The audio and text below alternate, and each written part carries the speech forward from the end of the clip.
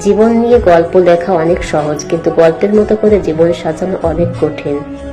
মানুষ যখন কিছু পায় তখন সে বোঝে না কি পেয়েছে, যখন হারিয়ে ফেলে তখন বোঝে সে কি পেয়েছিল, কাকে হারিয়েছে।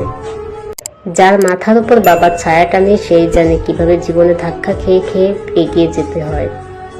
সফলতার গল্প পড়ো না, কারণ তা থেকে তুমি শুধু বার্তা পাবে। ব্যর্থতার গল্প পড়ো, তাহলে সফল হওয়ার কিছু ধারণা পাবে।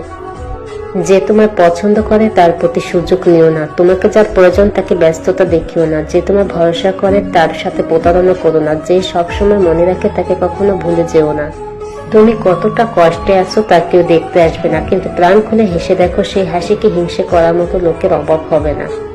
স্বার্থের পৃথিবীতে ভালো খারাপ বলে কিছু হয় না। তুমি যার মন রাখতে পারবে তার কাছে ভালো, আর যার মন রাখতে পারবে না তার কাছে খারাপ। এটাই বাস্তব। ভেঙে যাওয়া মানেই জীবন শেষ নয়, কিছু কিছু ভাঙার মধ্য দিয়েও নতুন জীবন শুরু হয়। আবেগ হলো মোমবাতি, যা কিছুক্ষণ পরে নিভে যায়, আর বিবেক হলো